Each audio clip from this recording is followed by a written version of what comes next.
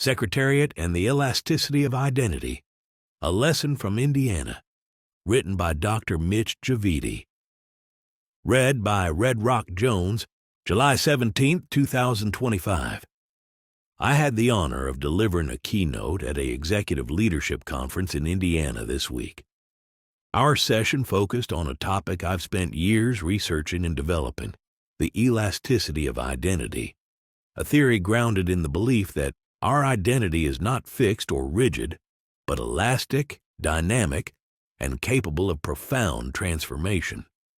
We spoke about how we often inherit or accept labels and categories that don't reflect our full capacity, how systems, expectations, trauma, or even early success can calcify us into a version of ourselves that's no longer evolving, and how the pathway to personal mastery and fulfillment requires us to stretch, bend, and expand beyond those limitations, from rigid identity to what I describe as a MAGNUS identity, an identity that is activated, integrated, and becoming. After the talk, a chief executive officer approached me. His words have stayed with me the last 24 hours. "Your talk reminded me of Secretariat," he said. Secretariat, the legendary racehorse? I paused. I'd studied identity through the lens of psychology, neurobiology, and leadership development, but I hadn't considered Secretariat. Not yet. He went on to explain, and as he did, the dots connected. A horse that transcended his category. Secretariat didn't just win races, he redefined them. His performance in the 1973 Belmont Stakes is the stuff of legend. A 31-length victory that wasn't simply domination, it was liberation. He ran not to beat others, he ran to become more of what he already was. He ran his own race, in his own rhythm, on his own terms.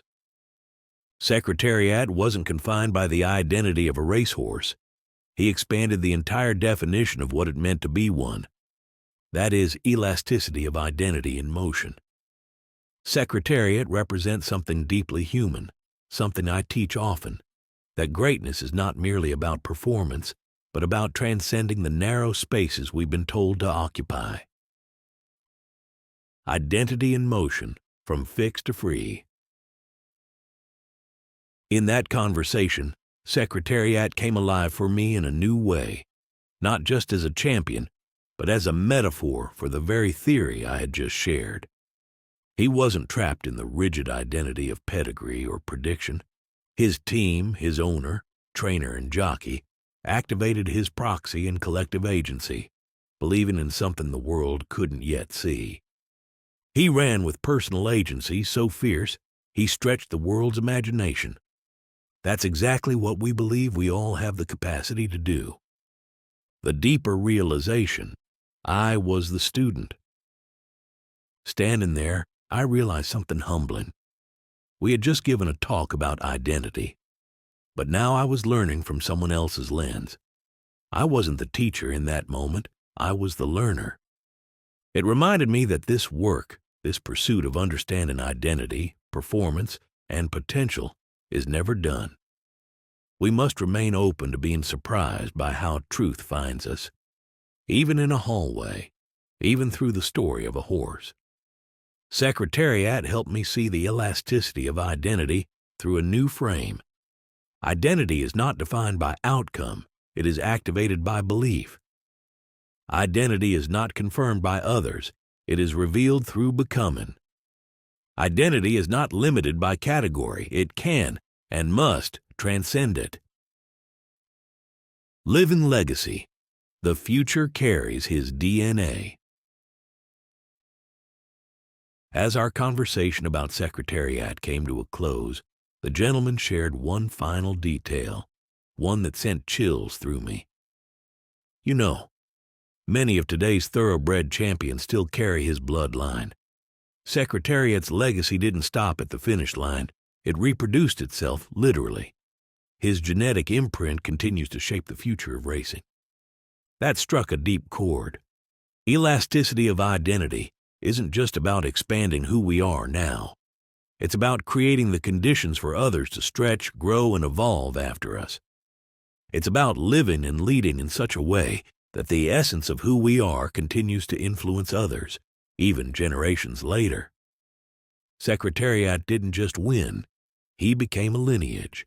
And that is the highest level of elastic identity, an identity that transcends performance, an identity that multiplies itself, an identity that becomes a living legacy. Final reflection. As I reflect on that moment in Indiana, I'm reminded that we're all running our own version of the Belmont Stakes. Some of us are still finding our stride. Others are just stepping into the starting gate. But what matters most isn't just how we run. It's what we leave behind in the race's wake. We're not just here to lead. We're here to expand identity so that others can become more. And if Secretariat, a horse, can leave such a mark on generations to come, imagine what each of us can do when we stretch beyond our limits and live fully into our MAGNUS identity. What legacy are you leaving in motion?